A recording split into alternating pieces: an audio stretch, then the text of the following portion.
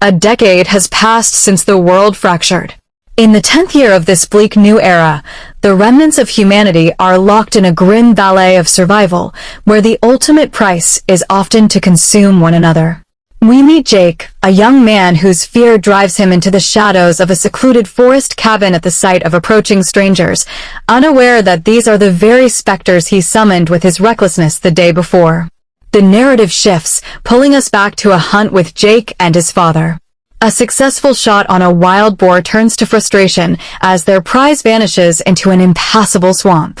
Their focus must now shift. They are dangerously low on all manner of supplies. Their search for sustenance leads them to a pair of vehicles, frozen in time and choked by overgrown branches. The looted interiors speak of prior desperation, yet they search on.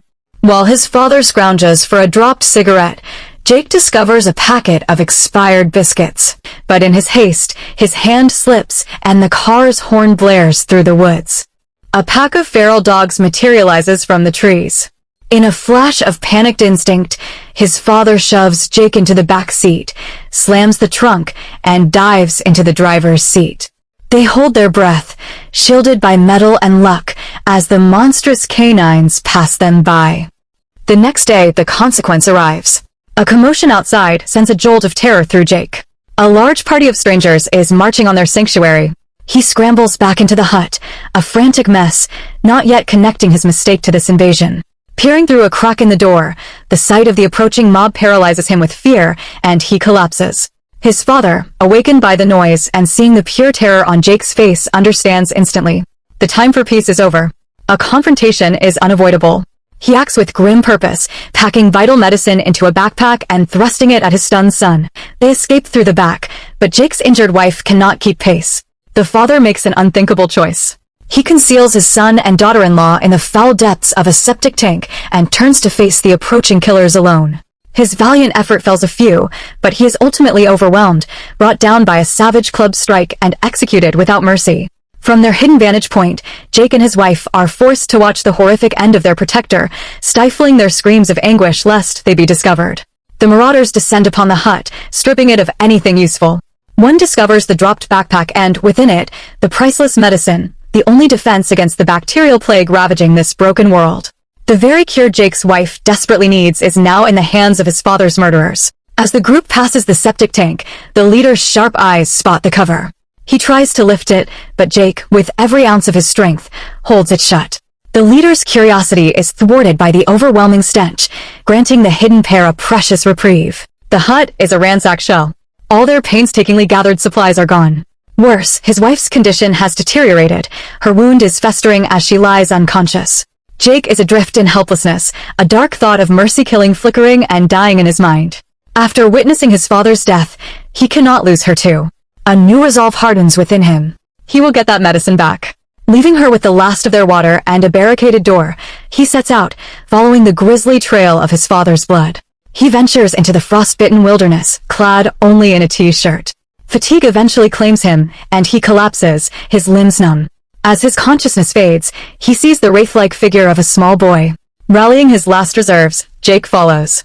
The boy leads him to a small homestead, rushing inside and locking a heavy iron gate. The gate is no match for Jake's desperation. He kicks it until the rusted metal gives way. The terrified boy retreats into the arms of his grandfather. Jake means them no harm. He merely takes the old man's warmer clothes and departs. Following the trail again, he finds more blood and, horribly, scattered bones. The truth is sickening. The marauders devoured his father. He retches, then sullenly buries what little remains. His grief fuels his determination. With his wife's life hanging by a thread, he must find the killer's lair. The blood trail has gone cold, but an idea strikes him. He scales a tall tree for a better view and spots a distant column of smoke. But his victory is short-lived. He loses his footing and plummets to the ground. The crash alerts a nearby pack of wild dogs. Injured and slow, he scrambles to a dead campfire, remembering that fire is the one thing beasts fear. As dusk falls, he coaxes a flame back to life, feeding it until it roars. Waving a burning brand, he successfully drives the pack into the night. At dawn, his journey resumes. He stumbles upon a blue tent and inside finds 2 boxes of matches, a rusted knife, and a small whistle. As he leaves, he again sees the young boy, who flees in terror. Jake follows a stream and spots a slick of blood on the water. Hiding, he observes the gang's lone female member cleaning her knife. He shadows her back to their camp. Seeing she is alone, he prepares to attack, but his eyes catch the telltale gleam of a tripwire, a trap of his father's design. He sidesteps it and sees his backpack in the camp. A frantic search reveals no medicine. The woman senses his presence and attacks. She is powerful, but in the brutal, clumsy struggle, Jake uses a heavy stone to deliver a fatal blow. He moves to search a nearby caravan, but the gang returns. He hastily conceals the evidence of the fight, dragging the body into the undergrowth before hiding himself. The marauders have captured the small boy. The leader's perception is unnervingly sharp. He immediately notes a broken mirror is out of place. He calmly retrieves the medicine from a locked box, distributes a meager dose to his ailing crew, and secures the rest. Finding the woman missing, the group fans out to search for her. Hiding in the foliage, Jake covers the woman's body with leaves. He creeps back to the now deserted camp, where only a single, severely ill man remains in the caravan. Jake tries to free the boy, but the child, distrustful, screams for help. The sick man emerges to investigate, giving the boy a chance to escape. As the man gives chase, Jake makes his move for the locked medicine box. But the leader returns. Jake dives under the caravan just in time. The marauders find the woman's body, a flicker of their former humanity remains, and they decide to cremate her rather than consume her. Jake is trapped beneath the caravan for the night. The next morning, with the leader still sleeping, Jake slips into the caravan. With a small blade, he delicately cuts the cord around the leader's neck and takes the key. He opens the box, pockets the precious pills, and locks the caravan door from the outside. As he turns to leave, he brushes against the tripwire bell.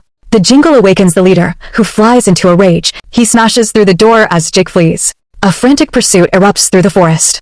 All the while, back at the hut, Jake's wife awakens to the sound of snarling dogs, one of which is forcing its head through a gap in the door. Jake uses his intimate knowledge of the terrain to his advantage, leading the chase to an abandoned house filled with the tracks of wild dogs. He finds the remains of the old man, the boy's grandfather, a victim of the pack now that his gate was broken. Drained and disoriented, he stumbles out of the house and gives up, collapsing as figures descend upon him. He awakens bound on the ground. The marauders are sharpening their knives over a growing fire, preparing to cook him alive. He is not ready to die. His eyes find the whistle he picked up earlier. With the killers distracted, he brings it to his lips and blows a piercing shriek that cuts through the wilderness. The hungry dogs, drawn by the sound, descend on the camp. The leader tries to silence Jake, but it's too late. Amid the chaos, Jake cuts his bonds with his hidden knife and melts into the trees. He dons the clothes of a fallen marauder and prepares his counterattack. After fending off the dogs, the gang hunts for Jake. One spots a piece of jacket behind a tree and lunges, only to find it's a decoy. Jake drops from the branches above, taking the man out. He swaps clothes with the corpse and uses it as bait to lure another. The second man realizes the deception too late, and Jake dispatches him with a swift knife thrust. He claims his victim's bow and arrow, one his own father crafted. Fueled by vengeance, he puts an arrow through the leader's thigh. The man shows inhuman resilience, snapping the shaft off. Jake draws again, but the bowstring snaps, leaving him vulnerable. As the dogs howl closer, both men are forced to flee and hide. Jake stumbles upon yet another abandoned home. Inside, next to a skeleton, is a pistol. He finds another gun and a cache of supplies. Armed and emboldened, he prepares to eat when the leader appears in the doorway. Jake aims his new weapon, but the clip is empty. The leader charges, and in the ensuing brawl, Jake is brutally overpowered. In a desperate move, he gouges the wound in the leader's thigh. The man screams, his grip faltering just enough for Jake to break free and grab the other gun from a table. He fires. This time, there is no empty clip. The leader falls. The chase is finally over. Jake runs for home, stopping only to leave 3 cans of food at the boy's house, a small act of restitution. He reaches his cabin to find the barricade shattered and his wife gone. The world crumbles around him as he collapses in agony, consumed by despair. And then, a presence from behind. A gentle hand on his shoulder. A flicker of hope in the darkness. The promise of a way home. The story concludes here until our next recounting. Thank you for listening.